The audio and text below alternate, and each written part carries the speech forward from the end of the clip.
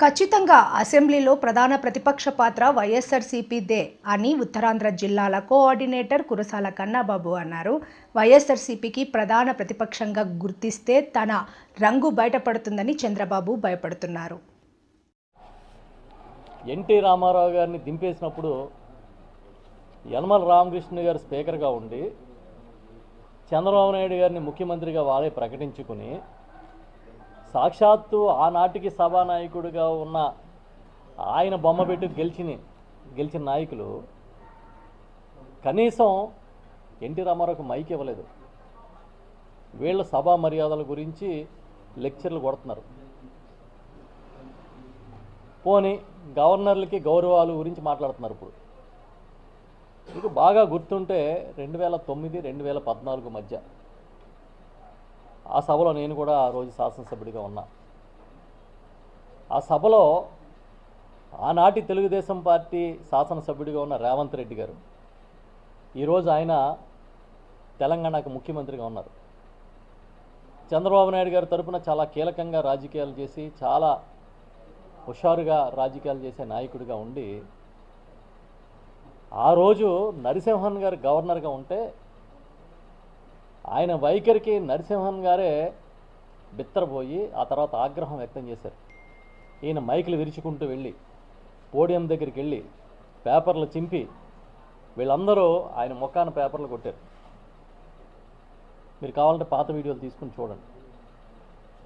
అంతెందుకు, మొన్న సభలో రీసెంట్గా సభలో హరిచందన్ గారు గవర్నర్గా ఉన్నప్పుడు ఆయన ప్రసంగాన్ని ఏ విధంగా అడ్డుకున్నారు, ఏ విధంగా అల్లరి చేశారు, ఏ విధంగా గేలి చేశారు, ఏ విధంగా ఆయన్ని కించపరిచారో కళ్ళారా మేమందరం చూసాం. ప్లకార్డ్స్ ప్రదర్శించారు, పేపర్లు చింపి ముఖాన్న కొట్టారు, విజిల్స్ వేశారు, రకరకాల విన్యాసాలన్నీ చేశారు. వీళ్ళొచ్చి సభలో గవర్నర్కి మర్యాద ఇవ్వలేదు వైఎస్ఆర్ పార్టీ సభ్యులు అన్నట్టుగా మాట్లాడుతున్నారు.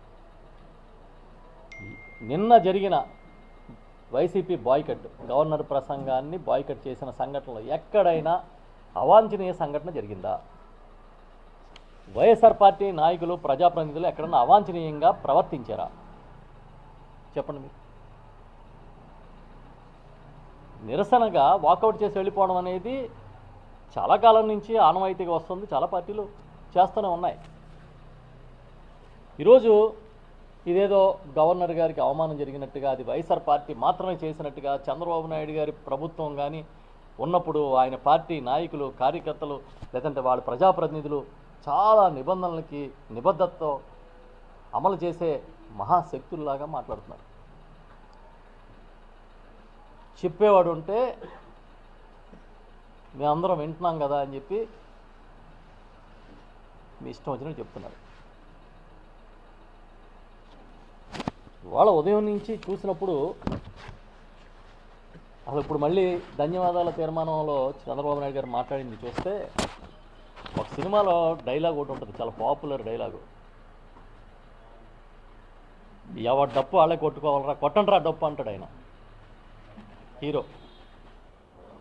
అలాగ ఉదయం నుంచి వాళ్ళ డప్పు వాళ్ళే కొడుతున్నారు. కనీసం దాంట్లో ఒక్క ముక్కన్న నిజాయితీగా చెప్పారేమో అని చూస్తే ఏం కనిపించట్లే. ఎవరి డప్పు వాళ్ళే కొట్టుకోవాలరా అనేది ఆ సినిమాలో మీకు తెలుసు కదా. ఏ సినిమానో?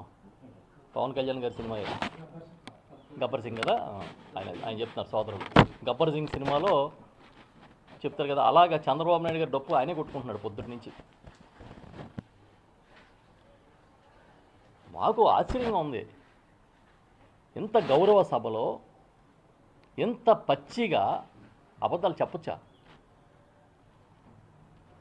ఆ సభలో కూర్చున్న అబద్ధం అనే పదం కూడా వాడకూడదు, సత్యదూరం అనాలి.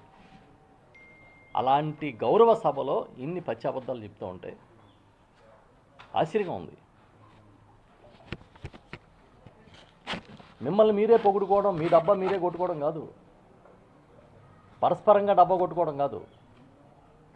మన గురించి ప్రజలు ఏమనుకుంటున్నారో 9 నెలల కాలంలో తెలుసుకోండి.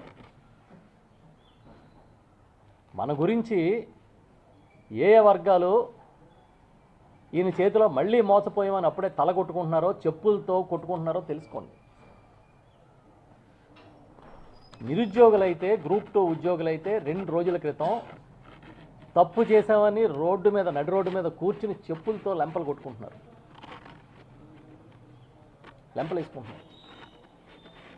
అంటే ఏ స్థాయికి మీరు మోసం చేస్తే వాళ్ళ కడుపు రగిలిపోయి ఉంటుందో అర్థం చేసుకోండి.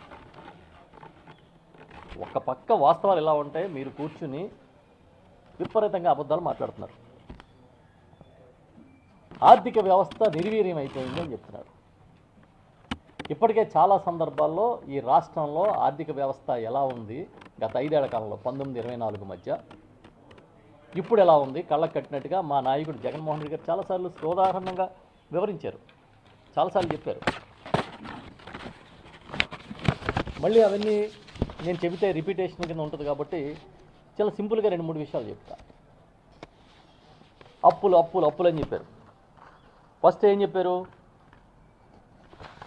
విపరీతంగా అప్పులు చేశాడు, 14 లక్షల కోట్లు అప్పులు అని చెప్పి ప్రచారం చేశారు. తీరా చూస్తే ఆ తర్వాత మళ్ళీ వాళ్ళే అబ్బాయి కాదు 12 లక్షల కోట్లే అన్నారు. ఆ తర్వాత మళ్ళీ 10 లక్షల కోట్లు అన్నారు.